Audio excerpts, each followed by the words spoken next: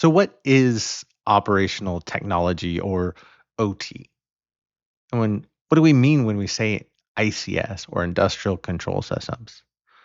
So, not only are we going to take a look at what are we talking about with OT and ICS, but how do they compare to IT or informational technology, which we're all familiar with?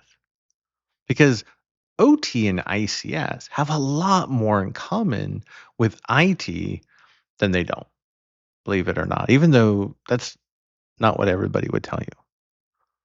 They have a lot more in common, but it's critical to understand where they are different because where they are different, they're very different. And if you don't understand those differences, you could bring down the plant, or you could get somebody hurt, or you could get somebody killed. And so that's a big part of what we're going to talk about, not only in this section, but going throughout the course. So we're going to talk about the OT and ICS world, how our number one priority is safety by far. A lot of people always say it's about keeping the plant up and running, but it's ultimately about safety, making sure the people that work in that facility stay safe, making sure the people and the environment, I think the wildlife that live in the vicinity of that facility stay safe. So safety is always our number one priority, no matter what we do, including cybersecurity in OT ICS. So we're going to talk about not only OT and ICS and how it compares to IT, but we're going to look at some of the important cybersecurity incidents that have happened over time in the OT world. Because I don't know about you, but I always learn from listening to war stories, right? And learning from actual incidents that have happened, not only to look at how the attackers had an impact in those environments, or maybe they didn't have an impact, but they got caught before they did, thankfully. But also, how do we protect against those different types of attacks? How do we prevent those incidents from happening? Right? That's really why we're here in this class. So just remember, everything comes down to the number one priority: safety. And then we can talk about availability and making sure the plant stays up and running. But as always, if you have any questions as we go throughout the sections, make sure to drop your questions in the comments and I'll be sure to reply. In January of 2024, Russian attackers had broken into the network of the operators, the people responsible for heating for 600 apartment buildings in the Ukraine. Remember, that's 600 apartment buildings, not 600 apartments, but 600 apartment buildings. And the attackers got into the OT network that was responsible for heating for all of these buildings in the middle of winter in the Ukraine. And they used a very simple tool on the main control system to shut off heating for 2 days for 600 apartment buildings, right? Middle of winter, sub-zero temperatures outside in Ukraine. Again, this was in 2024 with a very simple tool that I showed back then at DEF CON. If you're not familiar, the largest hacking conference in the world. I showed how you could, at the time, use ChatGPT and the vendor research, and this came from Dragos. I used the vendor research to recreate that tool in about 15 minutes.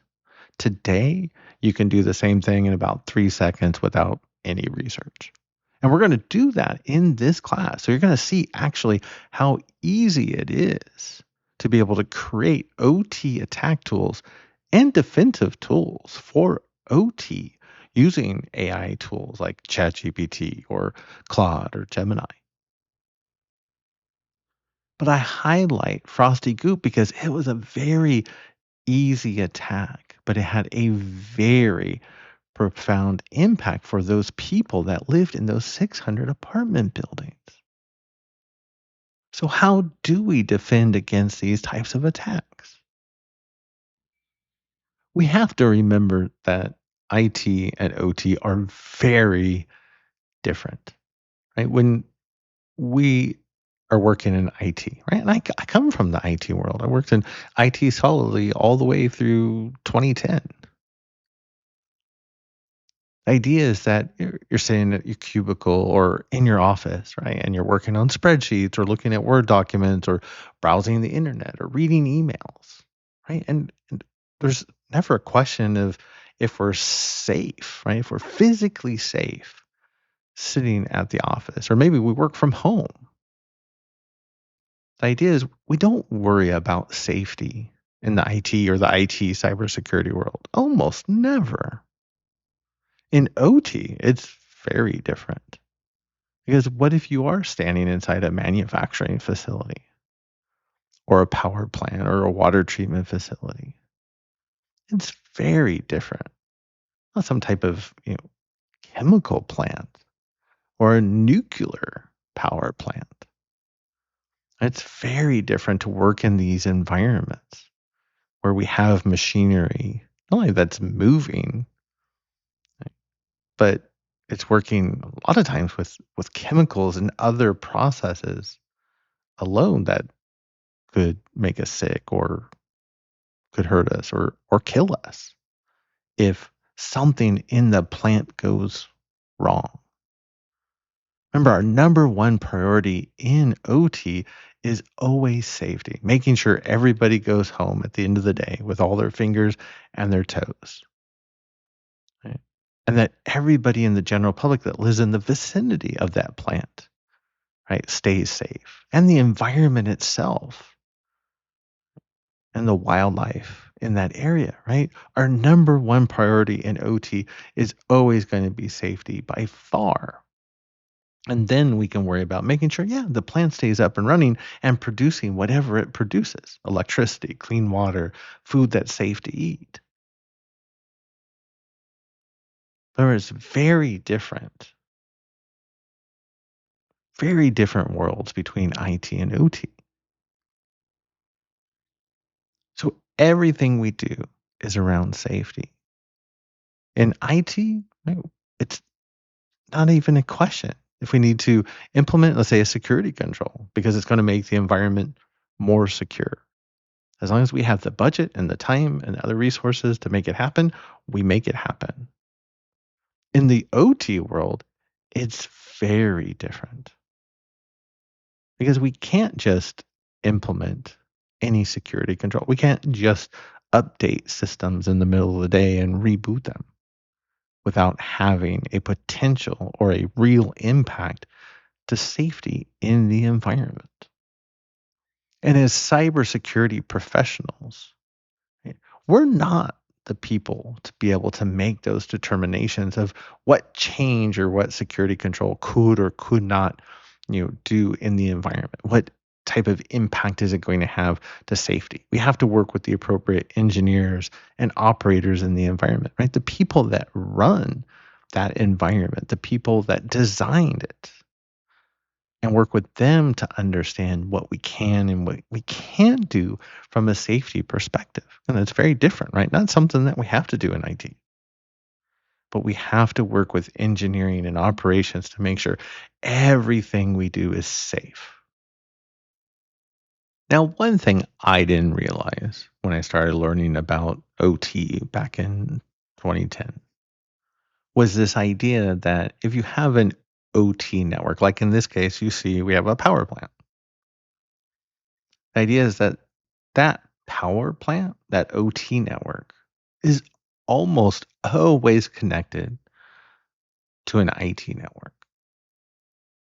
I never would have thought of that, right? I thought, oh, that power plant, it stands alone. And I always talk about power plants because that was the first project that I went to in like 2012, 2013, where I walked onto this massive power plant and realized really quickly, yeah, safety really is the primary requirement. And then as I started learning about the environment, I learned that the power plant actually sends information to IT. Now, in a perfect world, right, the OT environment, whatever it is, right, again, it's a power plant, a water treatment facility, a manufacturing plant, right, it all works at a high level that's the same. They're almost always connected to IT and they're sending information to IT. so that IT can make that information available to the business, and the business can do what it does, right? Making different decisions like, well, if I have a power plant, the business needs to understand, well, how much power did we generate? Because that's part of the equation to understanding, well, how much money are we going to make, right? How much revenue are we generating? We also had to use resources to generate that electricity, right? There's a cost associated with that. So maybe in this case, like how much water did we use? How much natural gas did we use to generate that electricity? So we have all that information that that the business needs from the OT network. If I have a manufacturing plant, I talk a lot about pharmaceutical manufacturing. Because at my last company, we built the world's largest manufacturing plant for insulin. So if we're manufacturing a product, whether it's insulin or chocolate peanut butter cups, we have to tell IT, right? The manufacturing plant has to tell IT, it has to tell the business, hey, we made this many things today. Because the back office, right, the business has to coordinate things like storage, right, shipping, logistics, sales.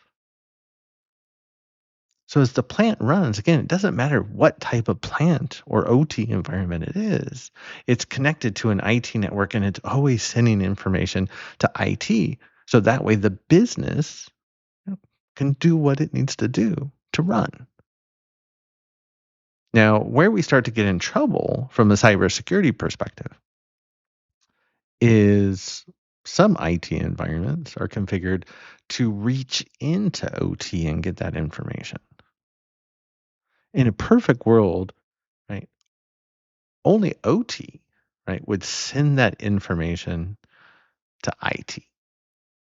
And if we can keep it like that, we've just reduced the vast majority of our risk in the environment. If we're going to allow IT to reach in and make connections into OT and retrieve that data, the problem is what happens if an attacker gets into the environment and they find that path? Then the attacker now has access to OT. And we know, right? An attacker will eventually get into IT. It's just a matter of when, not if. And when they get into IT, they'll find that path and they'll find it very quickly. And they'll move straight into OT. The majority of environments in OT, the IT does not need to reach in to OT. The one major exception you'll see is manufacturing, and we're going to talk, of course, a lot is about manufacturing environments as we go throughout this course. So think of our chocolate peanut butter cup factory. But we always have to think about it from that perspective of what happens if an attacker, in this case, what happens if an attacker gets into IT? Could they get into OT using that connection? And the answer is yes, they could. And it's only getting easier today because remember, attackers are using AI more and more. That's why we're going to be using it in the labs as well for this course. We're going to be doing things the kind of the old school manual way, but we're also going to be doing them using AI so you can see how much faster, how much quicker, how much easier it is for anybody to launch these different types of attacks. But also how anybody can defend these environments, even from the most sophisticated state adversaries, whether it's Russia, China, the United States.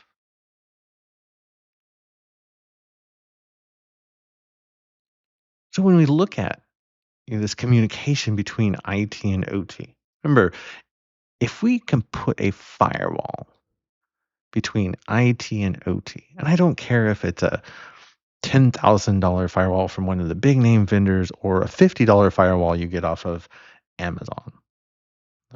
You need a firewall between IT and OT to limit what traffic can move between those two networks. Remember, in a perfect world, only OT would send data to IT. And then, if IT tries to reach into OT, it gets blocked by the firewall. And that addresses the vast majority of your risk. But again, there are some environments like manufacturing, and we'll see why, right? That in manufacturing, it's not possible to do this. Right? Think if I'm a manufacturer, right? We get orders from the general public, maybe through a website or through a salesperson. And those orders, right, they're received on the IT side. And so IT has to have a way of taking those orders and sending them to OT. That's why manufacturing is one of those OT environments where we do allow IT to communicate directly to OT. But most other environments don't. So don't allow IT to talk with OT. Reduce, right? Eliminate the vast majority of your risk. I'm not saying it's all the risk, right? And that's what we're going to talk about in this course. But it's most, believe it or not, if you can just do that one thing. The problem we have when we have conversations about IT talking with OT and OT sending data to IT, but we don't want IT to talk directly to OT. We want a firewall between them and we want to block IT. It lends itself to this IT versus OT mentality. And you can see in some environments, right? IT and OT, or the IT cyber and the OT cybersecurity teams hate each other. Or I've gone into environments where they just don't talk. Right? If they hate each other or they're not talking, right? The only people that are winning are the attackers. So we can't allow, right, these conversations around how we do network architecture securely in OT environments and how we work with IT to prevent us from actually, working together, right, to protect our environments. Because if we don't work together, if we're not communicating, the attackers are winning. Period. The end. So in the early 90s, right, we had the Purdue model that was created as a way to, I think, at a high level, it really communicated two main ideas. One was how IT and OT are meant to work together to create a service or a product like electricity or chocolate peanut butter cups. But also this idea of what we call deterministic traffic means that when data goes from point A to point B, in the OT world, especially as we go down to the lower levels of the Purdue model, that the traffic has to get from point A to point B in a very small window. We're talking about milliseconds, sometimes nanoseconds. And if the traffic doesn't get to its destination in that very, very small window, then everything comes crashing down around it. Right? It's very different than the IT world where we copy a file to a server or up to the cloud, and it'll get there eventually, and that's okay. Right? It's very different in OT. So we're going to talk a lot more, especially as we go throughout the course, about the idea and using the not only the original Purdue model like we're seeing here, right? That talks about how we have IT, or in this case you can see level 4.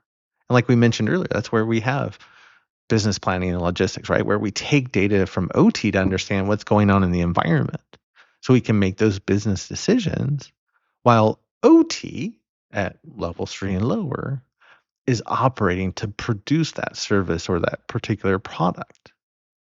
Now, over time, the original Purdue model, right, was really adapted for conversations around not only production and this idea of deterministic traffic that has to get from point A to point B in a very small window, but also cybersecurity. And there are some engineers that still hate that idea. And I understand. But for me, like, the expanded Purdue model is a great way to start learning about OT environments and the different types of control systems that we have in an OT or ICS network. So why wouldn't we use it? Right? At least to get started. And pretty much every OT or ICS cybersecurity conversation that you have it starts talking about devices at level 2 or devices at level 3.5. It's, well, yeah, we need to understand what we're talking about when we talk about these different levels of the expanded Purdue model that we're referencing today. And so there are some changes. So levels 4.4, so levels 4 and 5 make up IT. Here I've just combined them into one to simplify things. Right? So this is where everybody's working on their computers, right? Browsing the internet, reading emails, working on their spreadsheets. This is where we have things like Active Directory and file servers. This is where we have our internet connections.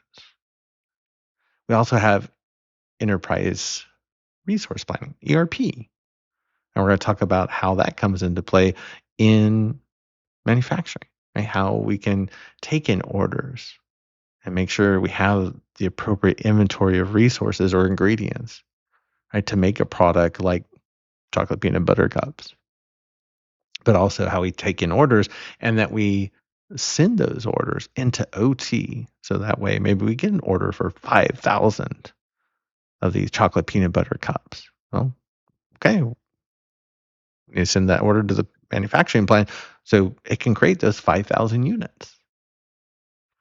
So the IT network, right, is represented by levels 4 and 5.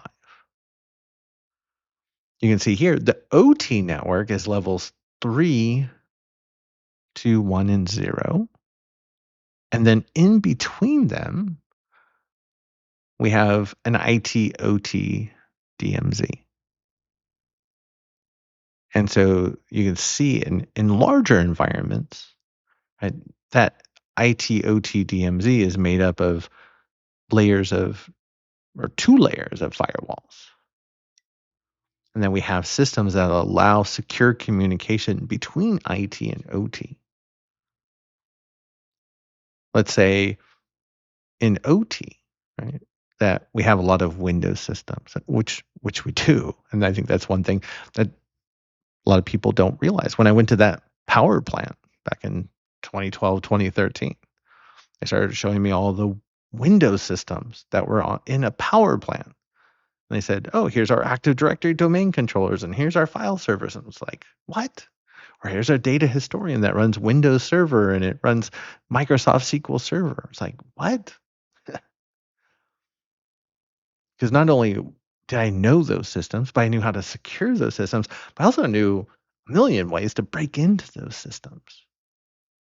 So that was the one thing that really surprised me as I was thinking about it, again, not only from the defender perspective, but the attacker perspective. So we have a lot of windows in OT networks. And that's what we see a lot of those systems on level 3 and even level 2.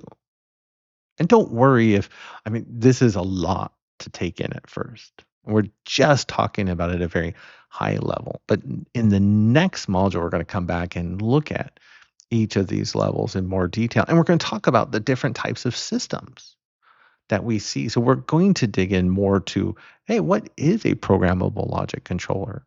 Or what is a distributed control system, a DCS? We're going to talk about a lot of acronyms right in the next module. But for now, or the expanded Purdue model, it still talks about this idea of how we have IT up here, right? We have OT down here and how they talk to each other. And we still have the idea of deterministic traffic, right? The lower we go, that we have less room for error when moving data from point A to point B. So again, we're going to come back and we're going to talk about all this. Because I know, again, it's a lot. I remember the first time I saw this and I was just like, what are you talking about? It's a lot. But this is what we're going to talk about over the next couple of modules. Now, earlier we made the point that in a lot of OT environments, sometimes because of cybersecurity concerns, sometimes it's internal politics, sometimes it's just how IT folks are very different than OT folks. For whatever reason, in a lot of OT environments still today, you get this, IT versus OT mentality, or you hear a lot about the IT side of the house and the OT side of the house. Kind of like we mentioned earlier, right? If IT and OT are not working together, right? If they're not communicating, right? It's like a bad relationship. You know that couple, right? They're headed for breaking up or getting a divorce, right?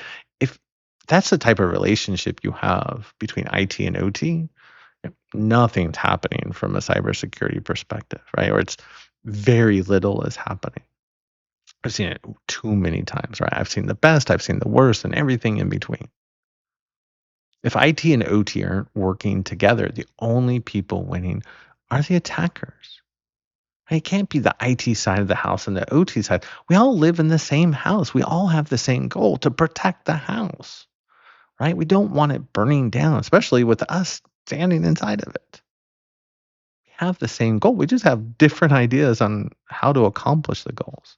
So we have to come together to make it happen. So we protect our house together. It's the only way it's going to happen. The only way. So one of the common questions that comes up is what's the difference between OT and ICS and SCADA? Now, for the purpose of this course, we use the terms interchangeably. So sometimes you'll hear me say OT or ICS or sometimes both. Or sometimes I say control systems. I slip a little bit into the engineering world. Where most engineers, I remember when they were like, "What's OT?" or even like, "What's ICS?" I'm like, "What do you mean? What's ICS?" It's like you're an engineer. And it's like, oh well, they look at it from their control systems or a few other terms as well. So we're going to talk about OT, ICS, and SCADA. If you want a cheat sheet, and at mikeholcomb.com, you can see kind of in the top middle, there's a option for resources. And if you highlight that, you'll see OT ICS infographics. And if you go there, the very first infographic actually talks about what is OT, ICS, and SCADA. So if you want a quick peek or a cheat sheet, definitely feel free to pull that up and definitely check out all the other infographics that are there. And hopefully that'll help as a reference when we're talking about and learning about what the differences between OT and ICS and SCADA are. So we already talked about the differences between IT and OT.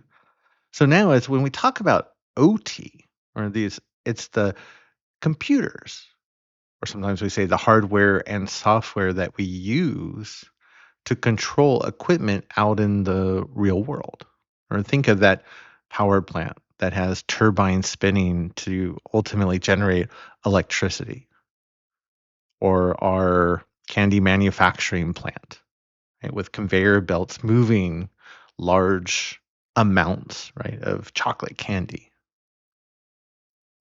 That's all controlled through operational technology. Now, operational technology is a very large umbrella term because we have computers just about anything that controls equipment in the real world now.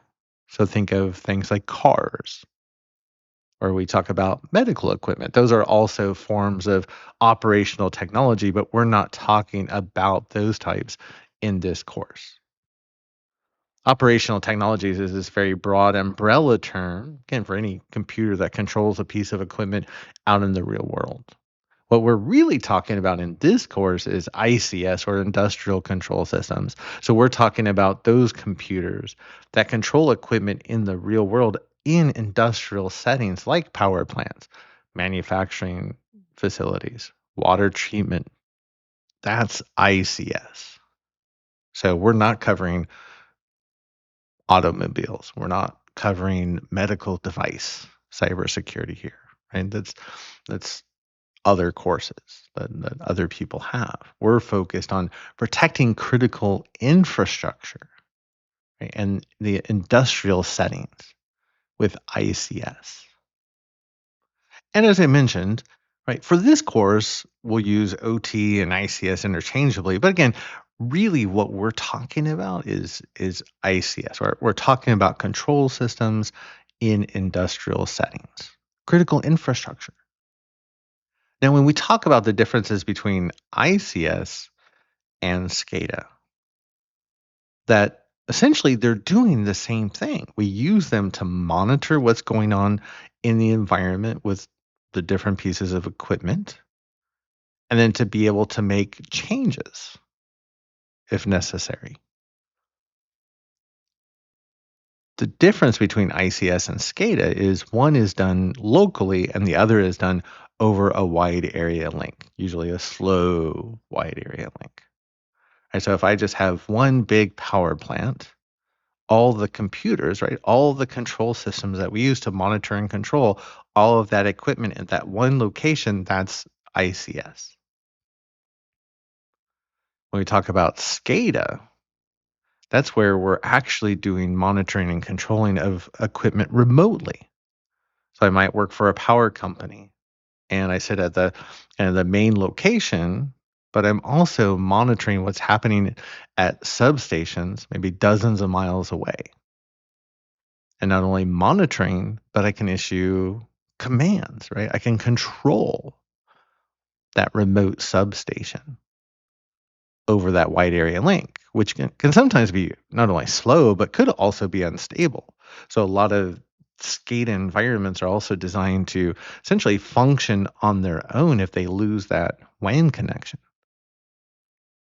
And so that's the main difference between ICS and SCADA. You hear a lot of people use those terms interchangeably these days, again, to where it just almost doesn't matter.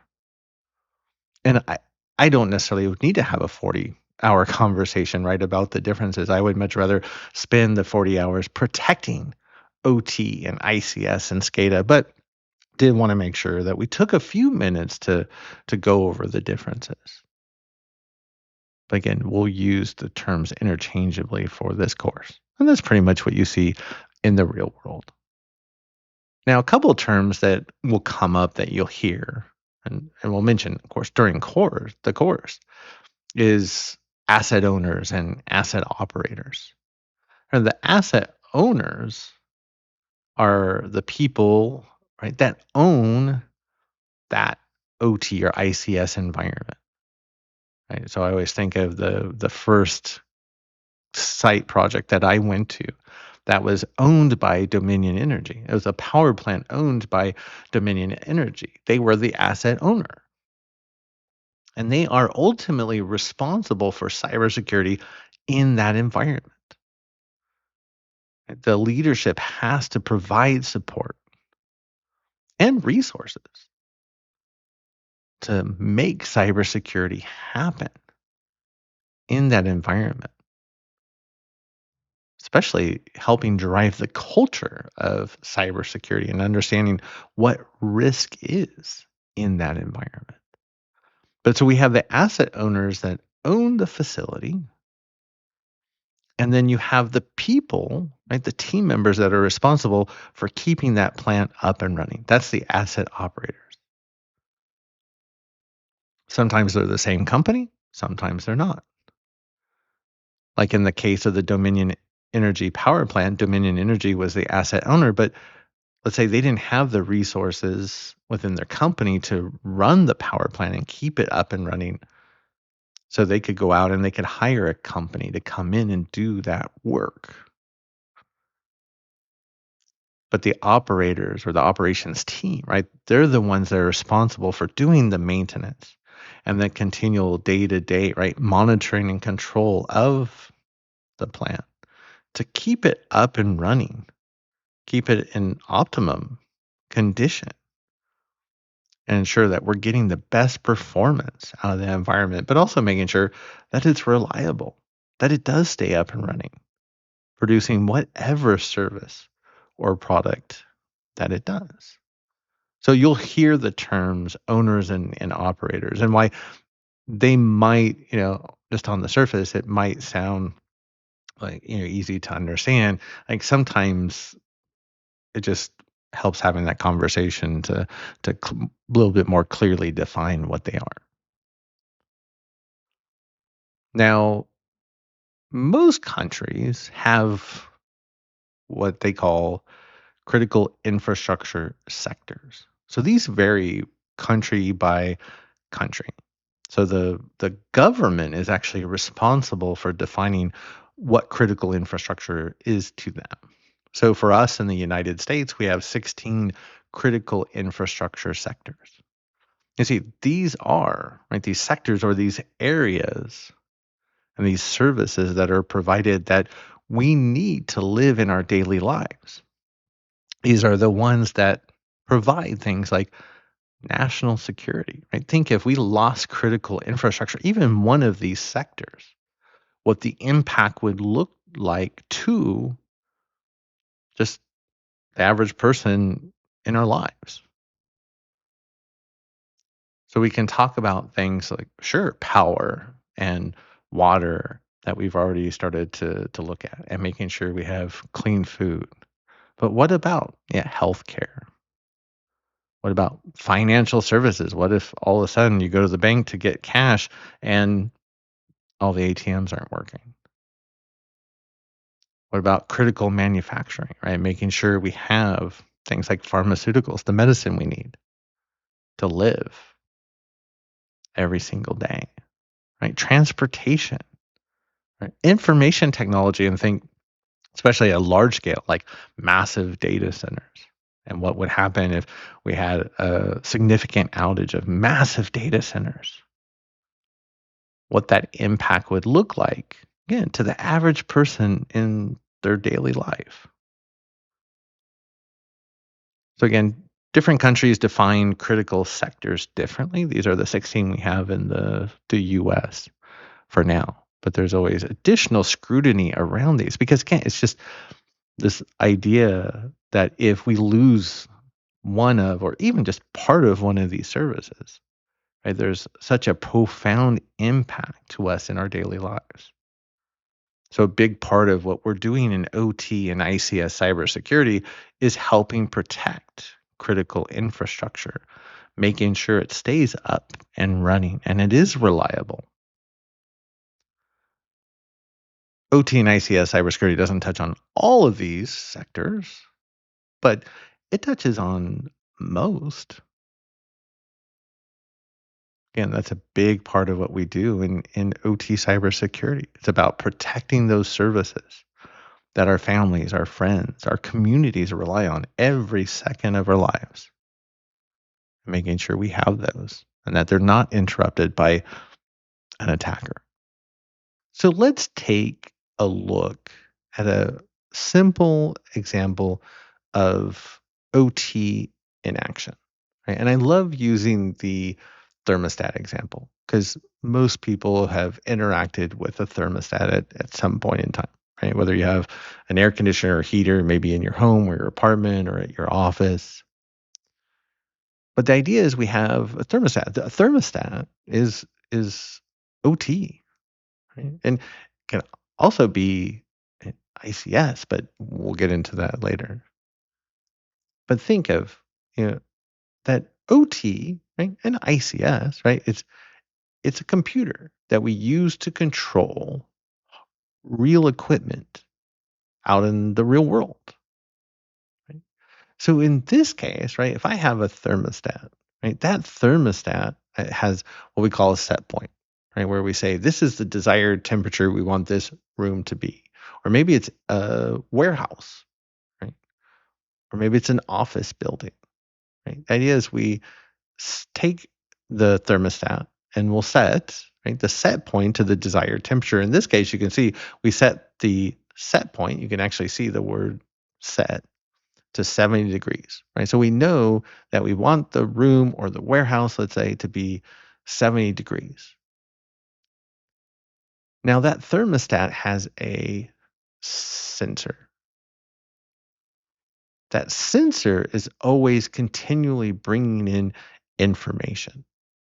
So it's always bringing in the temperature of the room. In this case, you can say, oh, okay, well, the sensor says it's 74 degrees inside the room.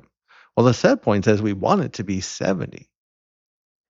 That sensor data is brought in to the thermostat over what we call an input. So we bring in the sensor data and that we run the logic inside of that control system, or in this case, call it a PLC, Programmable Logic Controller. And the PLC has this logic that says, oh, hey, if it's 74 degrees inside the room and the set point is 70 degrees, well, 74 is higher than 70, right? So it's too warm. So we need to send a signal to the air conditioning unit to turn on. And we send that signal out an output. Right? So remember, a control system or OT or ICS, right, is a computer, right? It has processor, it has memory, it has a little storage space even for things like its firmware, its operating system, and its programming, right? Because we have to have the ability to do things like have set points, right? To tell it, well, what's the desired temperature in the room? And that, oh, we're bringing in data through inputs, like this case, what's the temperature, right? We're doing this maybe once a second. Every second we're measuring, hey, what's the temperature in the room? And that we're in this continual loop, right, where we're checking the logic. In this case, we see, ooh, it's too warm. So we send a signal out the output to the air conditioner, right? Equipment in the real world with fans and motors and chillers, right? To turn on so that way we start blowing cold air in the room to cool it down. That's OT. And it doesn't matter if it's a small air conditioner or a massive air conditioner. I have one client that has 3 massive air conditioners. Each one's the size of my house. Huge, massive industrial air conditioning units. Think of especially kind of like the ones you would see these days in a data center. Right? That's OT. Doesn't matter if it's an air conditioning unit or what if it's a turbine spinning in a power plant to generate electricity, or a system in a water treatment facility, right? That's producing clean water, or a conveyor belt in the chocolate peanut butter cup manufacturing facility. We have this PLC, we have this piece of OT, right, that we program. And then it's just in this continual loop that's continually checking that programming. And it's bringing in data on a continual, just reoccurring basis. In this case, right? How warm is it in the room? What's the temperature? What's the temperature? What's the temperature? Running that little calculation and then deciding, oh, it's too warm. Turn on the air conditioning. And we have this real piece of equipment, right, out in the real world that, yeah, we just made come on. I think that's amazing. So what happens then, right? If we have our sensors that are wired over inputs into our thermostat, and the thermostat is wired into the air conditioning unit through outputs. And what happens, right, when, yeah, we want it to be 70 degrees in the room, and then all of a sudden, because the air conditioner has been running, that the room now it's 69 degrees, right? So the logic will then say, hey, well, 69 degrees is actually less than 70 degrees. So we actually need to turn the air conditioner off at this point. So we're going to send another signal, hey, turn off the air conditioner. So again, we're using that piece of OT to control that equipment out in the real world. So in this case, the AC did its job, right? The room's back to where it should be, and we can turn it off.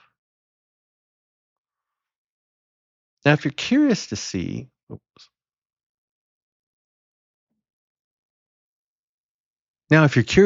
what a real PLC looks like, this is actually a home PLC lab kit that a gentleman named Orrin Niskin had put together. And you can find all the instructions on how to put this kit together. And of course, how you can reach out to Orrin, and he'd be more than happy to help you. And there's plenty of videos to help you put this together as well. So you can see that link there. But on the left-hand side, you can see where we have a PLC, right? And that's the most commonly used control system in the world today. And the PLCs, they're becoming even more powerful. So they're able to do just more and more these days. I remember hearing about PLC, but it just didn't really hit until I could actually see, well, what the heck are you actually talking about? And here's a closer look. And this is a click PLC. This is actually the type of PLC that the SANS Institute uses in all of their ICS courses. And I love them because you can get a fully loaded one for $400, which is basically as cheap as they come. And I've seen these used in environments like manufacturing. So they're great, or I should say they're great little PLCs that do have a lot of capabilities at a very low cost. But you can see in this case, right, that the PLC has these wires, these red wires, and it looks like there's a black wire coming out, right, of the PLC, right? Those are the inputs and the outputs. Remember, we're bringing in data and we're sending signals across these wires. So think we could have a temperature sensor sending the temperature in that room over that wire into the PLC so it can read that data to use in its calculations. And then it can also have a wire to send a signal out to a piece of equipment in the real world, like the air conditioner. Of course, where we get into trouble is you can see that blue cable, which is the Ethernet connection, where now we've connected this PLC, which controls, right, a real equipment. We've connected it to the network. So what if an attacker's on the network and they can connect to the PLC? If they can connect to that controller, then, right, they can control the piece of equipment out in the real world that controller actually controls. And that's why we're here. So these programmable logic controllers, which we're going to talk a lot about as we go throughout the course, are the most commonly used control system out there, right? They're the most commonly used piece of OT. But they're also very vulnerable, especially because of the industrial protocols that they use. But for now, again, I just wanted to show you this idea where, remember, it's giving us the ability to take this computer and take data from the network over this, in this case, this Ethernet cable, and then it allows us to reach out to the real world, to interface with the real world, right? It's a bridge between the data world on the OT network and the equipment in the real world, like that air conditioner, right, where we can send a signal to turn it on or turn it off, and that temperature sensor where we're bringing in that temperature, right, every second, so that the PLC, which is in just this continual loop, knows, right, if the room is too warm, turn on the air conditioner. If the room is too cold, turn it off. Right? If it's just right, don't do anything. That's a simple but very effective, right, example of what OT is. We're monitoring an environment, and then the programming allows us to make changes by working with that equipment out in the real world. So where does the real risk come from? And I kind of spoiled this a few minutes ago, right? This idea that if I have that PLC, or in that case, the thermostat, right? And it's wired into real equipment in the real world, like sensors and air conditioning units. As soon as I wire it up to the network and I give it an IP address so somebody can connect to it remotely, that's where the trouble begins, right? And it's interesting when I talk with engineers, when I start talking about, well, what would happen if an attacker was on the network and they could connect to this device? What could they do? And usually at first they're always like, what do you mean? Like nobody would want to do that. Right? It's really weird for them at first. So it's this process of no, put on your evil thinking cap, right? Because as you go throughout this course, you'll learn to put on the evil thinking cap and think like an attacker.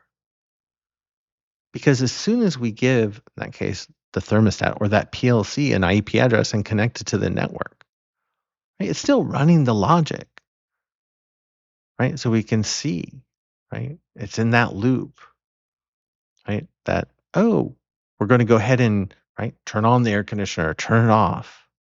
But what if an attacker gets onto the network? And maybe it is 74 degrees in the room, right? But what if the attacker, they connect to the thermostat and they're saying, hey, it's 69 degrees. Then the logic on that PLC says, oh, 69 is under 70 degrees, right? The air conditioner needs to be off. So the air conditioner is off, even though in reality, right, it's 74 degrees. Maybe in your room or your office, okay, maybe it's a warehouse. I had a client that in their warehouse, like the massive warehouse, the one with all the air conditioners, they stored a certain product that they manufacture and they had to keep it on the shelves for 6 weeks before they could actually like process it to sell. And if one of those air conditioners failed for 4 hours, they would lose all their product for 6 weeks, which costs millions of dollars. Plus, they lose 6 weeks of work. And yet, you can use a very simple attack like this, where an attacker on the network, they just have to say, hey, it's 69 degrees. And the air conditioner won't run. And you're going to be running these attacks in simulated testing lab environments in this course to actually see how easy it is to launch a lot of these different types of attacks. So in this case, yeah, the attacker is able to manipulate the system that we're monitoring, controlling out in the real world to have an impact. So even though the air conditioner should be on, right, it's actually off. And then that room or say that warehouse is just getting warmer and warmer and warmer. So in lab 2.1, right, the first lab in this module, what you're going to do is actually walk through that exact process or scenario that we were just talking about. So we have a simulated Rockwell / Allen Bradley PLC that is essentially monitors and controls an air conditioning unit. And that you, as the attacker, are going to connect to that PLC. And in this part of the lab, what you're going to do is you're just going to use a free open source tool I created using ChatGPT to turn off the air conditioner.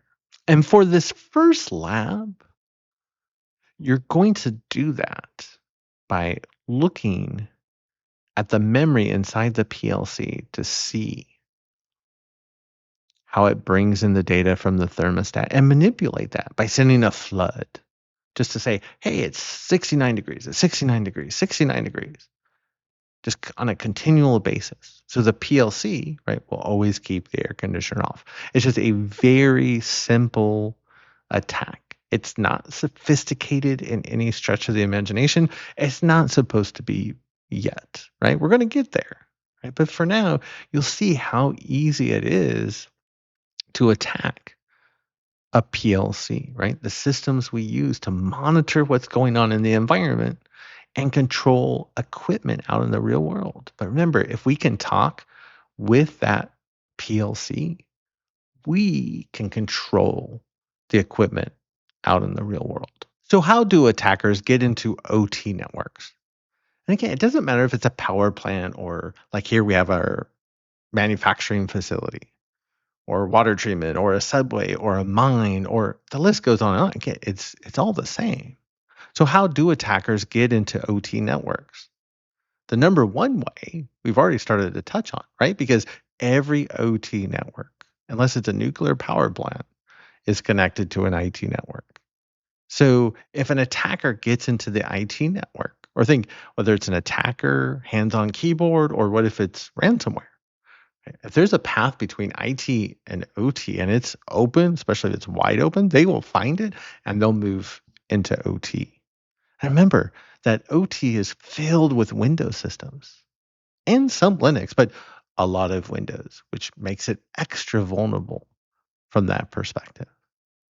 Now, we also talk about transitory cyber assets, right? That's a fancy way of saying electronic devices that move in and out of the environment. Because we could have vendors that are coming in to perform maintenance work and they bring their own laptop. Well, how do we know if that laptop's not compromised before they plug into the OT network or one of our assets? Or they bring in a USB drive that has a firmware file or PLC logic on it that they want to deploy, but they don't realize that the USB drive itself is compromised and they plug it into one of our systems or even smartphones. It's very rare to these days go into an OT environment and not see a smartphone plugged into an engineering workstation, which is just a typically a Windows workstation or laptop, right? But somebody has their phone connected to it for charging purposes, right? And chances are it's not compromised, but what if it was? Or chances are they're not using it to steal information, but what if they were? Or if anything, right? It's an internet connection. So now all of a sudden your OT network is on the internet, right? Which is not what we want to have happen. So it's another way that attackers can get in by being brought in to the network by trusted employees or trusted partners like your vendors. We also talk about really the second most common way attackers are getting into OT, and this is almost about to become the number one way, actually, as we record this, is through remote access. So we're seeing attackers gaining access to VPNs, right, with either weak credentials, stolen credentials, right? No multi-factor authentication, and they're able to get in through the VPNs that give them access to the OT network. We're making it almost too easy for attackers to get in, especially with remote access these days. Also talk about wireless. So we have traditional IT Wi-Fi that we see in plants these days. I had one client where their Wi-Fi was completely wide open, and they thought that was okay because the walls of their manufacturing plant were so thick that you couldn't get a signal outside of the plant, which was true, right? You could stand outside the plant and not pick up that Wi-Fi signal until the delivery trucks pulled up and they would open up the big steel gates to allow them to move things on and off the trucks. And then you could get that Wi-Fi signal and it was wide open and you could just jump on the network and do whatever you want. So Wi-Fi is an option. We also have a lot of other wireless communication happening in OT networks, and we're going to talk about some of those as we go throughout the course. There's a lot of risk with wireless communication because the owners and operators of these plants, especially the ones out in the middle of nowhere, they don't think that an attacker is going to drive out to the middle of nowhere to use that wireless path to jump on the network, but they will. We also talk about supply chain, right? We buy hardware and software and we deploy it in our environments, not realizing it's compromised, that it has a backdoor, right? Or it could lead to some type of compromise in the future. In the OT world, most recently, we've seen instances where equipment has been purchased from China that comes with cellular modems that are built into the control systems and the equipment in ports and in the essentially the bulk battery systems that we use for the power grid to connect clean energy like wind and solar farms to the grid. And they come with these cellular modems, these backdoors that could allow an adversary to control those systems, like shut them off at the most inopportune time. And these are just some of the ways that attackers get into our OT networks. So we'll be talking about these, and we'll be talking about some others as well. But these are more common ways that attackers break into OT. And like I mentioned earlier, it doesn't matter if it's a power plant, a manufacturing facility, or a water treatment facility. Right? Any OT network, it all works the same. So, what is OT or ICS cybersecurity? And it's this idea that we're protecting our OT environments from cyber attacks. So, when you think of that power plant, that water treatment facility, that manufacturing plant, or each of those plants we've started to look at is made up of these different systems. And we have different control systems like PLCs, those programmable logic controllers that we worked with in the last lab, and engineering workstations, which are really just Windows laptops most of the time. And then we have lots of Windows systems and some Linux and OT environments that we have to worry about, as well as all these control systems like PLCs and HMIs or DCS, and how they all talk to each other and how they come together to monitor and control the equipment in the real world to produce a service like electricity or a product like chocolate peanut butter candy. We talked about how attackers get into the environment, at least the common ways, right? How do we protect attackers from having an impact to the OT environment? How do we prevent a cyber attack from causing a blackout or having unsafe water go out to the general public or making food unsafe to eat? And there's been incidents of all of these that have occurred because of the result of a cyber attack. And we're going to talk about some of the main OT or ICS cybersecurity incidents that we've seen over time. But this idea that cyber attacks in IT, that's one thing. And while it's important to ensure we have IT cybersecurity,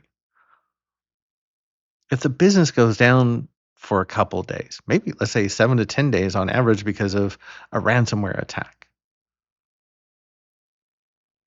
that's obviously not a good day.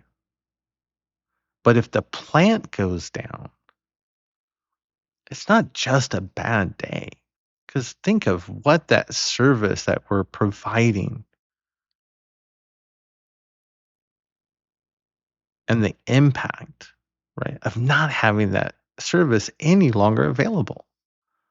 What if that power plant goes down? If it's an hour or two, it's not the end of the world. As long as we all have charges on our phone, we're good to go.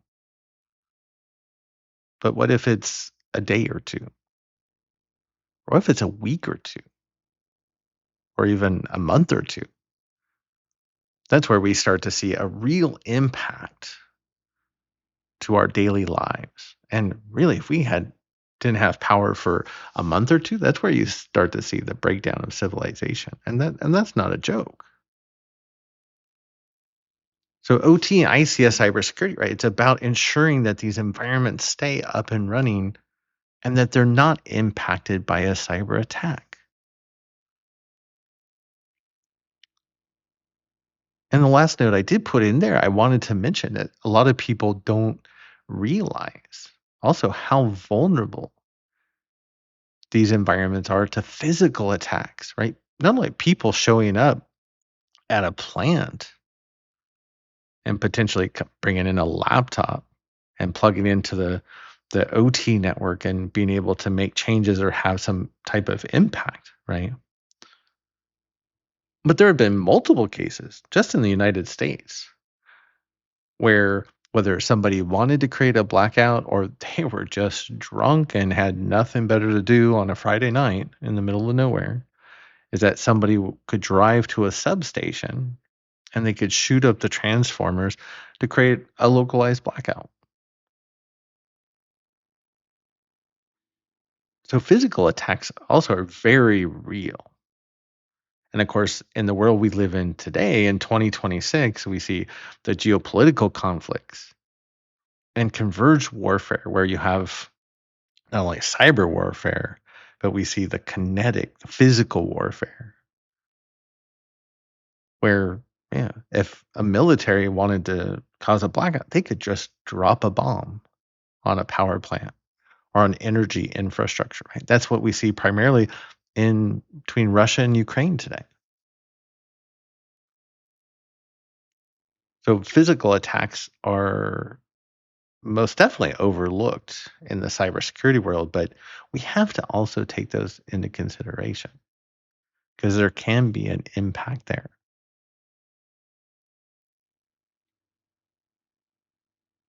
So when we talk about the differences between IT and OT cybersecurity, it usually comes down to always talk about the big three, at least in IT cybersecurity, right? We're always talking about confidentiality, integrity, and availability, CIA. A lot of conversations would talk about, well, in OT, we turn that upside down, where it becomes availability is our number one requirement. And then we talk about integrity and confidentiality. And what do we mean by those? So let's just take a minute to think. So with availability, right, the idea is in the OT world, we want to make sure that the plant stays up and running. Integrity means that the data we have in our systems is exactly the data we think it is. So if I have a sensor bringing in temperature data and putting that inside a PLC's memory, that nobody has come in and changed or altered that data, even though you saw how easy that was to do in Lab 2.1. And then confidentiality is about ensuring that our data is not accessed and read by an outside unauthorized party. So could an attacker get into the OT network and read data inside the memory of a PLC? Again, we've seen how easy that is to do. Can they read data going over the OT network? Yeah, more than likely, because most OT protocols aren't encrypted. So there's a lot of confidentiality issues in OT, but do most OT environments need to worry about confidentiality? Most aren't. Confidentiality is the very bottom for most environments. For environments that have a top secret formula for manufacturing, whether it's Coca-Cola or rocket fuel or some type of secret chemical, of course they're worried about confidentiality. But most aren't. They're worried about availability, making sure the plant stays up and running. And we're just starting now to have conversations around how do we enforce integrity in the OT environment, even though that's a big part of cybersecurity. And then there are a few environments, sure, that are worried about confidentiality, but it's a very small percentage. But remember, our number one priority is what? Remember, it's safety. Everything we do is about ensuring safety of the plant, but most importantly, the people on site, right? Our different team members and the vendors and contractors that are working at that location, plus the general public that lives and works in the vicinity of that plant. So our number one priority is always safety by far. Then we can talk about availability. Then we might have a conversation around integrity. And then maybe we'll have a conversation about confidentiality. Maybe. But everything we do is all about ensuring safety. So for the rest of this module, most of what we're going to talk about is different cybersecurity incidents that have happened in OT and ICS over the last 25 years. And I really break them down into three ages or three eras. So let's talk about the first era, which is the space between, and you can see 2001 all the way to 2021. So 20 years from the first time where we saw an OT incident that wasn't necessarily even really a true cybersecurity incident. This was actually where a disgruntled employee was riding around with stolen equipment from the environment he used to work in. Well, the environment he used to work in was the wastewater, the sewage facilities in a city in New Zealand. And he would drive around the town using the stolen equipment to open up the sewage gates to release raw sewage out into the streets and on golf courses and into streams where it killed wildlife. He actually just got caught by some random police stop where they were like, "Hey, what's all this radio equipment doing in the back of your car?" Very strange. Or in 2003, where we saw SQL Slammer, which was a commodity malware, right, designed for infecting Windows systems running Microsoft SQL Server that got into the Windows systems inside a nuclear power plant.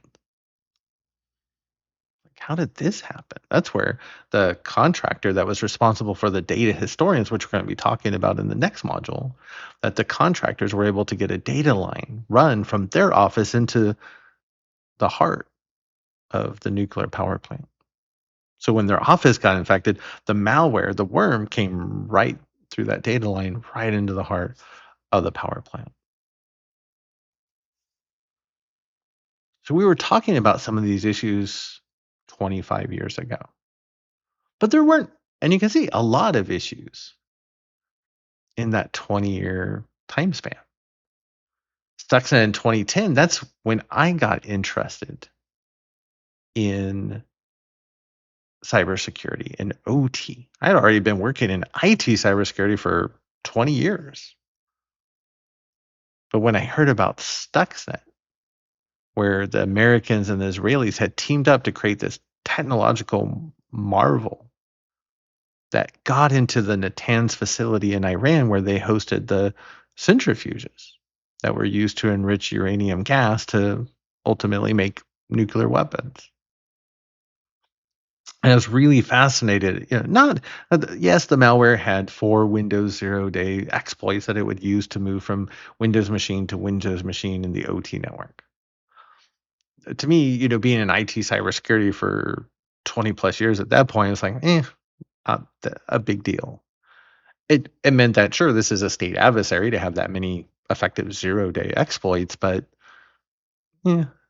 But what really hooked me was that the malware would find the Siemens controllers that were responsible for monitoring and controlling those nuclear centrifuges, right? The equipment in the real world. And it would take control over them. So it would spin them up and spin them down and spin them up and spin them down real fast so that they would physically break down over time.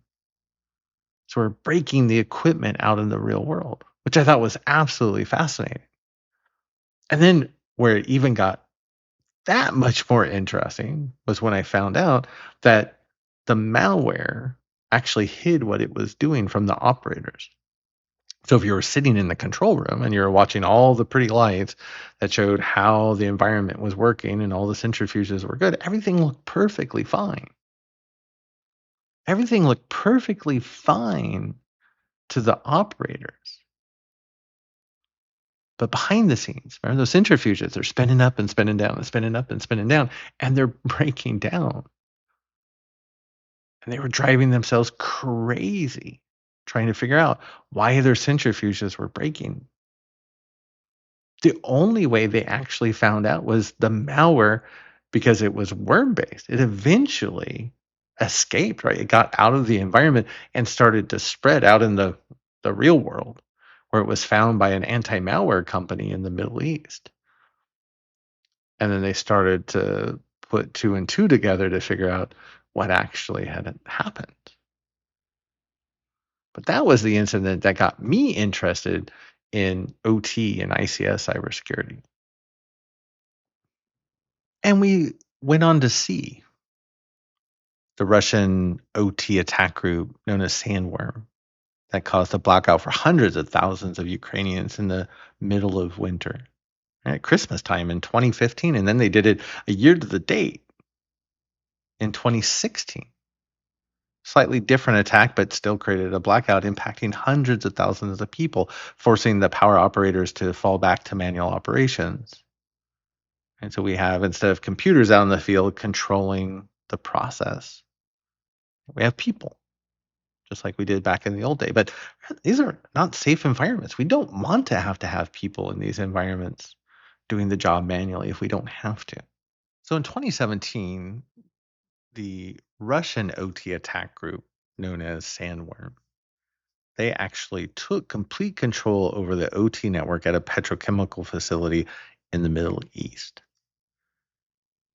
And not only did they take complete control over the OT network, but they took control over the safety instrumented system, or the SIS, at the facility. That's the fail-safe backup system.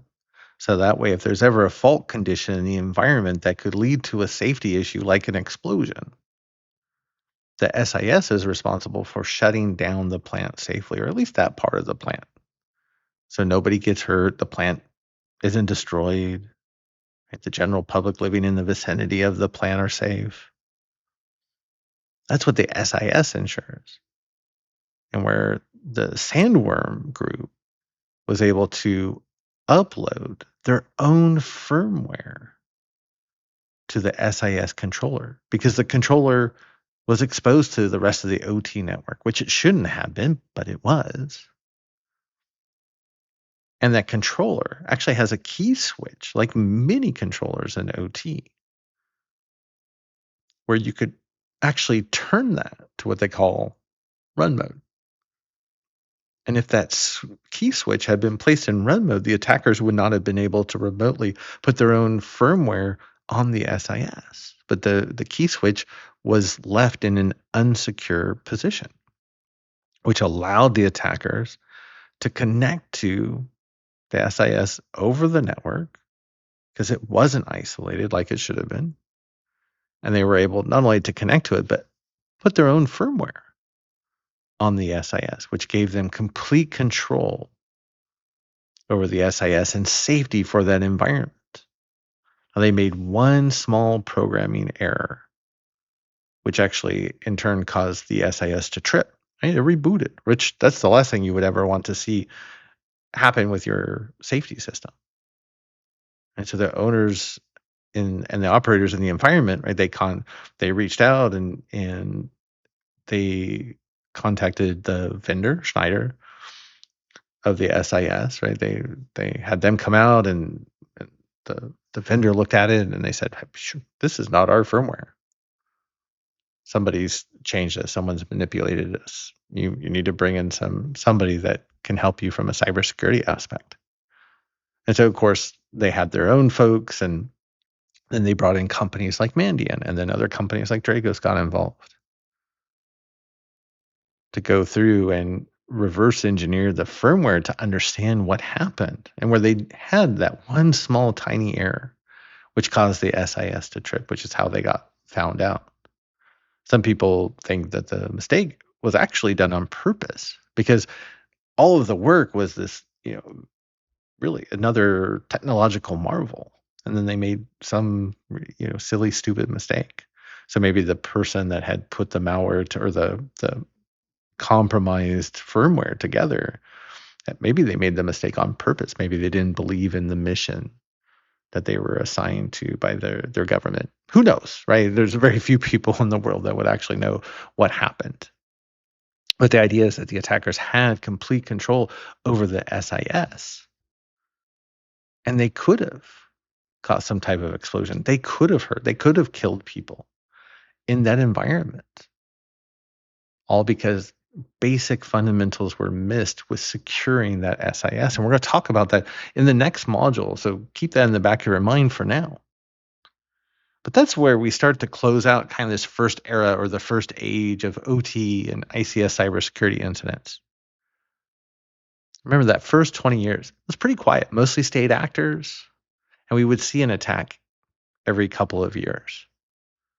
And not a significant amount, right? But when we do see those attacks, the impact can be very significant. especially when we start looking at like the blackouts in Ukraine, where you had hundreds of thousands of people without power, which also meant without heating, right? For hours and hours in the middle of winter, right? Sub-zero temperatures. So everything changed in 2021. This is where we had the Colonial pipeline incident. This is where it wasn't state adversaries, but it was a ransomware group. Right? Dumb kids, for all intents and purposes, that they had stolen credentials that they used to get into the back office of Colonial Pipeline, right? They got into the IT network to deploy their ransomware. I don't think they realized that that office was connected to the largest gasoline pipeline in the United States. That goes from Texas, which is, if you're not familiar, it's kind of the southern central part of the country, all the way up to the northeast, like think New York. And so they got in, spread their ransomware inside the IT environment. And that Colonial Pipeline, the CEO said that they shut down the pipeline out of an abundance of caution because they couldn't guarantee the safety of the pipeline. And depending on who you talk to, right, there's different people say maybe the ransomware and the attackers, they moved into the OT network, which we've already started to talk about in this class, right? How easy that can be in many environments. But for whatever reason, the pipeline was down for 10 days. The largest gasoline pipeline in the United States was shut down, which means where I live on the East Coast, I would go to get gas at my favorite gasoline chain, and they didn't have any gas for days at a time. Now I could go to another gas station around the corner and get gas, but you had to wait in line for 2-3 hours and hope that they had gas by the time you got to the front. Plus, it was also in the middle of COVID. So we had all of this going on all at the same time.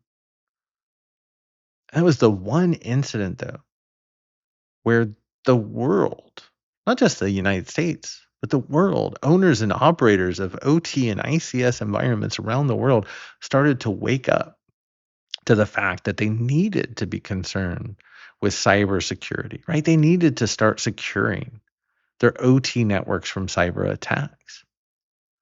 At least they started to realize it was something they needed to put on the to-do list, even if it was just to think about it one day. But it was great for awareness from that perspective. We had never seen anything like that. My old job where I used to work, right? Probably maybe half of our clients wanted to talk about OT cybersecurity before Colonial Pipeline. Remember, we work with the largest companies in the world, the Shells and the BPs and the Aramcos of the world. And only about half of them prior to Colonial Pipeline wanted to have those conversations about how do you build a cyber secure industrial environment. After Colonial Pipeline, everybody wanted to have that conversation, night and day. The problem is it also helped from an awareness perspective with the attackers. Remember, prior to Colonial Pipeline, it was really just the state actors. It was Russia, China, the United States, right? That was coming after you. And if you didn't feel that you were a target of a state actor, then you weren't worried about OT or ICS cybersecurity because it wasn't on your radar. Well, now it's on the radar of all the different types of attackers. So it's not just state adversaries now. It's those ransomware groups like with Colonial Pipeline. It's hacktivists, right? They're trying to take a political or ideological stance and get their voice heard by making some noise, by attacking an industrial environment. Even script kiddies, right, that are just kind of fooling around on the internet can now find control systems through Shodan and launch attacks with simple tools that they can either download or they can make with AI like ChatGPT or Claude or Gemini. So since Colonial Pipeline, we've seen the attacks doubling every year because we see more attackers targeting our environments. And not just more attacks, but the impacts are getting bigger. Before, let's say if I had a dozen manufacturing plants and we were compromised, one plant went down and we would bring it back up. Now, all of your plants could go down. So the world has drastically changed since Colonial Pipeline in just the last 5 years. So we went, and you can see on this timeline, right? We went from these incidents happening every couple of years to now they're happening, right? It became every year to every month to every week to now every couple of days or every day. And then all started with Colonial Pipeline. And we'll talk about a lot of these different types of incidents as we go throughout the course. I talk a lot about Jaguar Land Rover. This was at the end of 2025, where, like with Colonial Pipeline, it wasn't a state actor that caused the outage. It was ransomware groups. Ransomware group got into the IT network. They took out the IT network. And because there were systems on the IT network that manufacturing needed to operate, manufacturing also went down. And so the attackers were never in the OT network. They just took out the IT network. But remember, OT relied on systems on the IT network. IT goes down, so does manufacturing. And what really ticked me off was that there was over 200,000 people at risk of losing their jobs because it took Jaguar Land Rover over 5 weeks before they just started to bring global manufacturing operations back up online.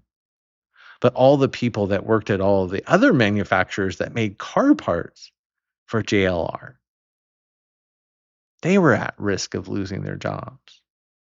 Because think, Jaguar Land Rover, they're not making cars. They don't need car parts. They don't need them for 5 weeks. So essentially, all those other manufacturers that support JLR, they're out of work for 5 weeks. And a lot of those companies, they're kind of small, medium-sized shops. Some of them live in paycheck to paycheck. They can't afford to go without work for 5 weeks. So 200,000 people were at risk of losing their job. Some people did. I would never want to work in an environment where somebody lost their job or got hurt or killed, right? Because of a cyber attack. And not only were so many people at risk of losing their jobs, but it cost Jaguar Land Rover over $2.5 billion, which was a significant portion of the UK economy, which that's a huge hit. So you start looking at it from a national security perspective as well.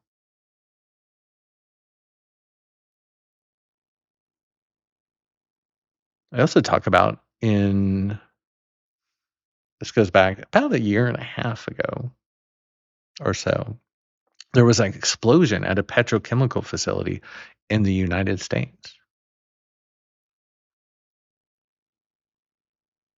And Dragos had been trying to, tell this organization that they were watching Sandworm. Remember our Russian OT attackers?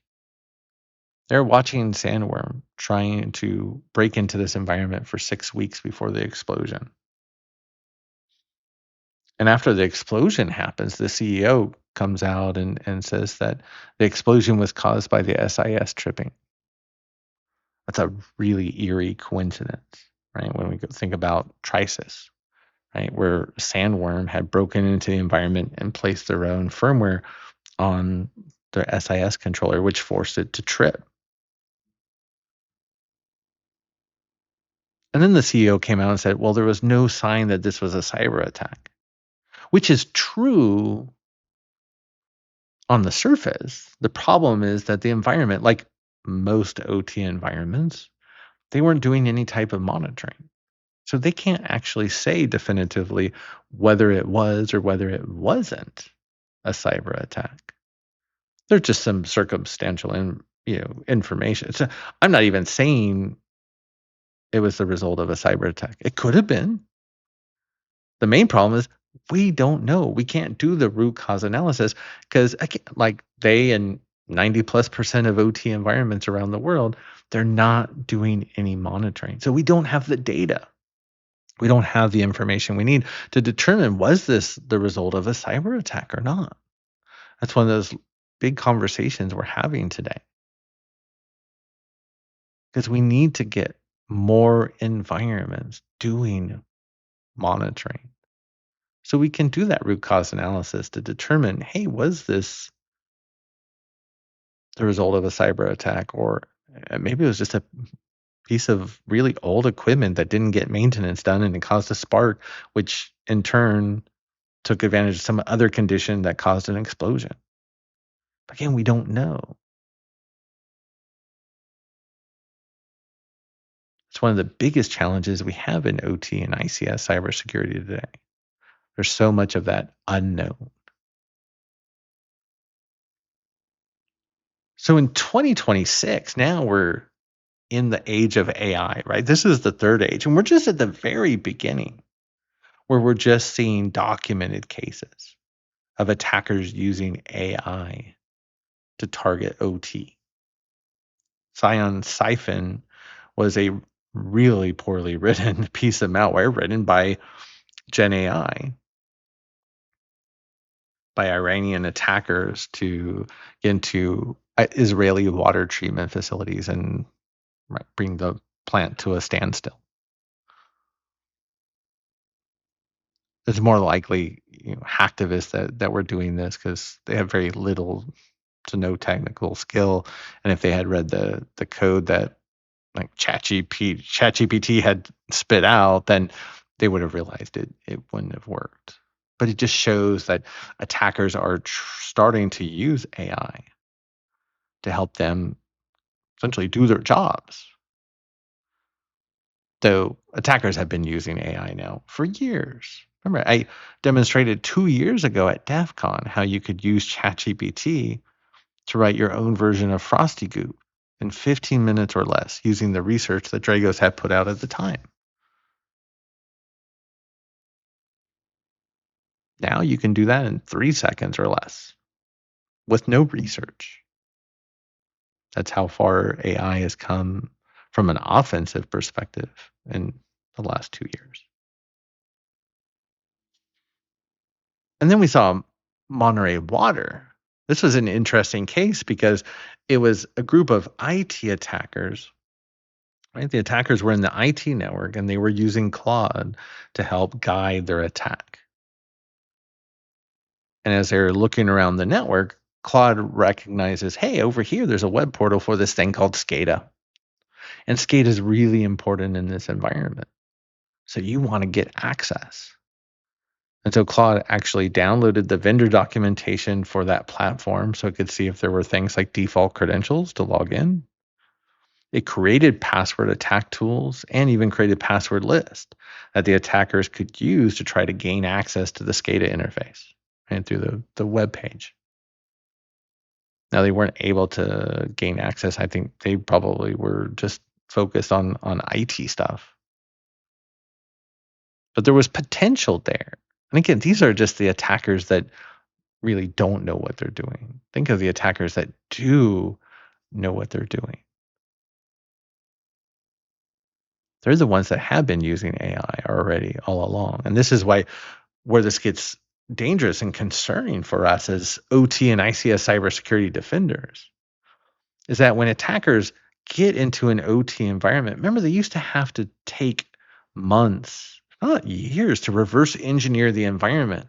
Right? They had to learn about the environment, about the industrial process, how the equipment works to where they could then have an impact in the environment where they could create the attack. That took time. The time to do that is shrinking very quickly.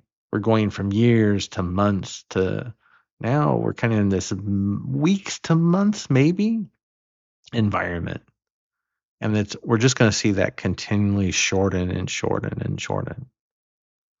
Thankfully, in OT, even if you had the best AI in the world, it still has to watch the environment over at least a limited amount of time, days or weeks, to really get a good understanding of how the environment operates. You can't just look at it for 60 seconds and write an attack. Maybe in the future. I'll never say never, but I think there's going to kind of be this limit. But you get the idea that for now, right, that the time it takes, right, that dwell time for an attacker to be in an OT environment to where they're in a position to launch an attack to have an impact, like cause a blackout or poison the water supply going out to the public,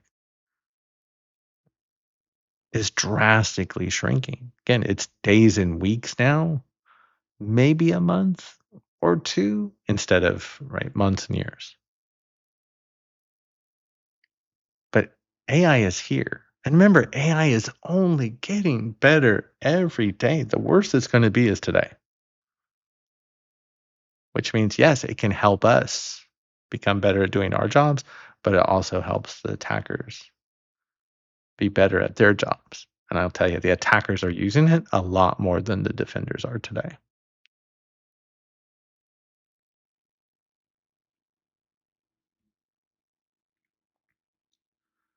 So when we look at the different incidents that have occurred over the years, or we went through 20-year period where incidents only happened every couple of years,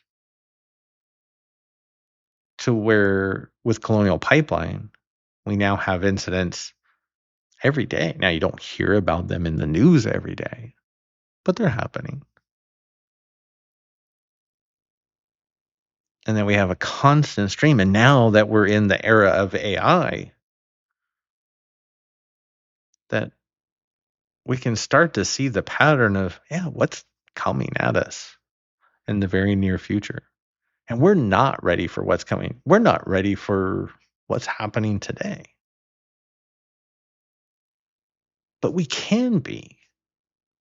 So we've talked about the timeline of significant OT ICS cybersecurity incidents over the last 25 years. But remember, it was really with the Colonial Pipeline incident in 2021 where things changed. Because prior to that, it was really just state adversaries we were worried about.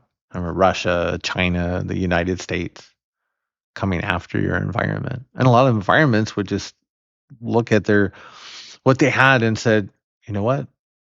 Those state adversaries, they're not coming after us. We don't have anything that they want. So cybersecurity and OT was just never on their radar. But things changed in 2021. And not that all those environments weren't targets of state adversaries, because they were. But in 2021, it really opened everything up. Remember, that's where every other type of attacker out there realized that there was this thing called OT, or there's this thing called ICS and SCADA, and that they could target it and have an impact. And if they were after money, they could get paid, and they could get paid much faster, and they could get paid more potentially if they targeted OT environments or the IT networks that they were attached to, or both. And if they were a hacktivist, right, they wanted to be able to have an impact so they could get on the news and they could get word about the stance they're taking for whatever reason. So again, Colonial Pipeline was a huge shift, not only from a defensive perspective, and owners and operators, most at that point realized they needed to do something about OT cybersecurity. Unfortunately, at the same time, every single type of attacker out there started to realize.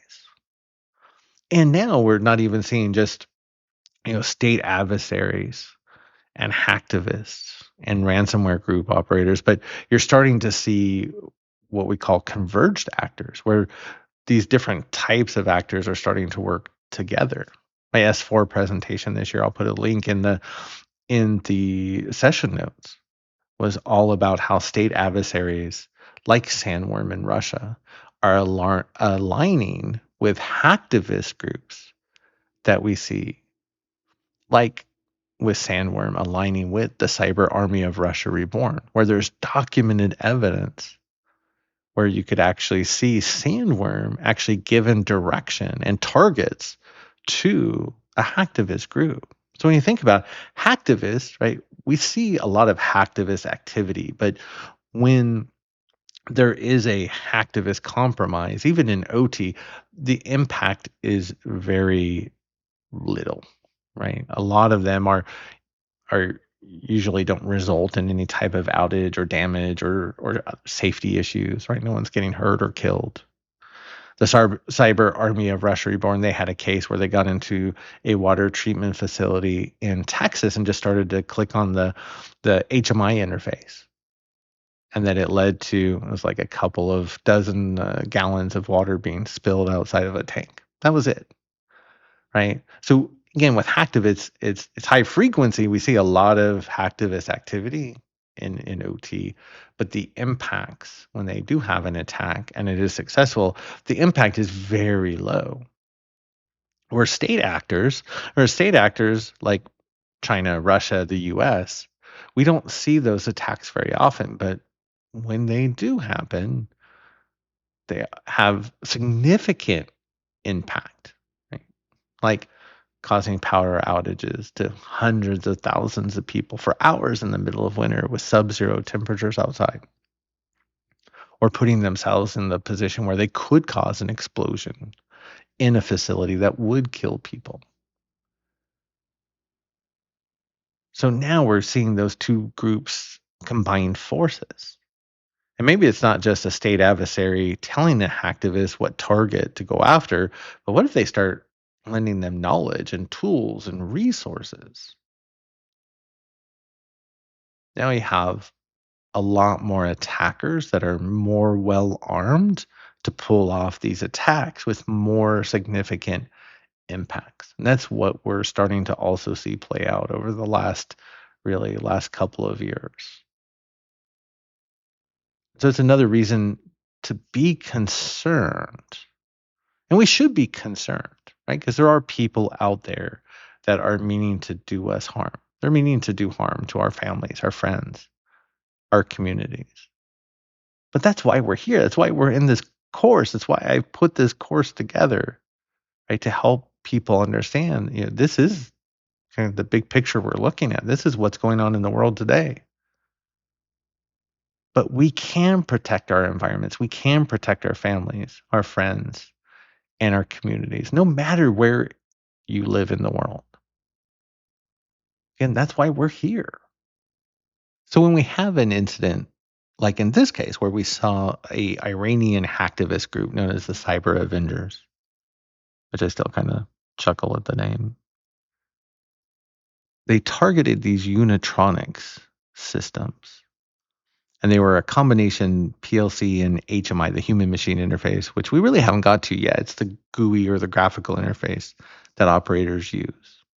And you can see they put their own graphic on the HMI, because what the Cyber Avengers would do is they would find these Unitronics devices that were made in Israel, which is why they were targeting them. And it didn't matter where in the world they were deployed. It was just the fact that they were made in Israel, which you can see based off of their graphics as makes them a quote unquote legal target for them. And they would find these devices using a tool like Showdown, find them exposed to the internet, log into them with the default password of 11111, and then they would wipe the PLC logic so that way the PLC stops working. And then they would replace the graphic with this picture, so you can definitely tell you've been hacked. This actually came from the PLC subreddit that I watch, where I have a lot of PLC techs that upload pictures and talk about what's going on in their environment. So I just find it really interesting. And this is actually how I found out about the attacks. I was actually looking at it and saw this picture, right? And really, of course, locked in on it right away. And it was this guy who ran a brewery in just outside of Chicago. And he knew actually it was a bad thing he was doing when he put his HMI on the internet, but basically the boss wanted to watch operations from home. So the guy who was responsible for the systems, he knew this was not a good idea. So he actually firewalled this thing off from the rest of the systems on the OT network. So from that respect, I guess he was doing the right thing. But there are other ways to make that screen available remotely without exposing it, right, to security issues. But in this case, right, he actually was able to, he had a copy of his firmware and a backup of the PLC logic ready to go. So he was able to restore it almost immediately, right, and get everything back up and running. Well, in that case, I mean, the brewery didn't actually go down, right? They just continued with manual operations, right? Just people moving knobs and valves, and so again, you can fall back to manual operations in these environments. You don't want to, because especially again in a lot of environments, it's not safe. But the brewery was saved at the end of the day, right, by backups. Right, it's always why I stress it as my number one security control, even though a lot of people still don't think of it as a cybersecurity control, right? But it will save you when that incident happens, and they will happen. There was actually most of these Unitronics devices were in water treatment facilities, mostly in the United States. And same thing, there weren't any water treatment facilities, that were down and the general public wasn't impacted in the United States. There was a water treatment plant out in Ireland that got hit and they weren't able to restore quickly. And it took them 2 days to restore water to about 160 people out in Ireland. Right. And I always think it's a real world impact. And a lot of people think, well, it's only 162 or 160 people, or it's only 2 days. Which is true, but A, I mean, it is a real world impact. And B, what if it's 20 people or 200 people or 2,000 people, right? Or what if it's instead of 2 days, it's 2 weeks or 2 months? That's a very different story. Again, that's where we see now in this post-colonial pipeline age where not only do we have an increasing number of attackers, right? Because every type of attackers is coming after OT. But now we're in this third age where the age of AI, right? The age of industrial AI, if you want. So now we have more attackers, and now they're coming at us quicker, faster, harder because they have AI helping them. So what can we do about all of this? What can we do to protect our families, our friends, and our communities, no matter where in the world we live? So how do we protect OT and ICS environments from cyber attacks? And that's really what we're going to talk about in this course. When I work with clients to build out a cybersecurity program, there's 10 areas where we focus on that. If you can do even the first 5, just by following the first 5 controls, you're going to be by far right ahead of already most of the OT environments out there. And if you had a real, true kind of world-class OT cybersecurity program, you want to focus on these 10. And I have a list of 20 controls. But the point is to focus on those controls that have the most impact to reducing your risk. And the great thing is also these cost relatively a lot less than those controls later on that do they reduce risk? Yeah, a little bit, but not as much as these. So you get a much stronger return on investment, right, for your money, which is what we need to show and prove to leadership while we're reducing our risk the most. And so you can see we highlight it with this basic start approach. Or again, most environments, right, especially if you're starting with no cybersecurity controls or no cybersecurity program, you really want to make sure that we start with backup and recovery, Because remember, it's not a question of if, it's a question of when. So we need to be able to prevent. Remember that brewery in Chicago we were just talking about? That system got hit. They fell back to manual operations, and he had that system restored super quick because he had the firmware and the PLC logic backed up, and he could restore them. Asset inventory is a big one we're going to talk about. We're going to talk about understanding what's in the environment because so much in OT depends on that asset register. Things like vulnerability management, so the C in basic. I spent a lot of time with secure network architecture, right? How do we build a secure network in OT? How can we build it so we slow down or prevent attackers from moving deeper into the OT network, into the areas where they could have a true impact in the environment? Incident response planning is a big one. And this is a big miss for most people. And I get it because I've been there. I've been doing the job, right? And you get so focused on your environment that you forget to take a moment and see what's going on around you. What's happening in other environments? What other incidents are occurring? Because we can learn from those other incidents to see, hey, could this happen to us? And if so, what can we do to prevent it from happening? Again, talking about vulnerability management, understanding what vulnerabilities exist in the environment. And this is one of those areas where IT and OT cybersecurity are very different, right? A patch comes out in IT and we install it and we reboot pretty much right away without much testing, and we're good to go. In OT, if you did that, you could get somebody hurt or killed, or at least bring down the plant. When we know about a vulnerability in OT, we have to work with the appropriate folks in engineering and operations to understand, is this even something we need to worry about? Is there actually any risk for our environment with this vulnerability? Or if not, if there is risk, well, then what are we going to do about it? Is it something we can patch or make a change or deploy a compensating control? And when can we make that change? Because our next maintenance window in that plant might not be for another 6 to 12 months. So OT from a vulnerability management perspective is very, very different than IT. But those are the top 5 controls. Again, if you nail those 5 fundamentals, you're going to have a much stronger cybersecurity program than the vast majority of OT environments out there. And you're going to address the majority of risk to your environment from cyber attacks. And we'll talk about things like secure remote access. I also put that in the secure network architecture.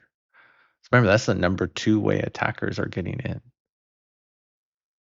And talk about training and awareness. That's partly why we're here. There's major companies like UPS and Disney that they put all their new employees through my videos, through this course.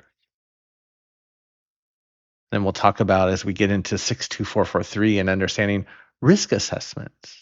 Right? What does a risk assessment look like? How do we understand what risk do we have in the environment? And then determining how we're going to address that risk, if we even need to address the risk.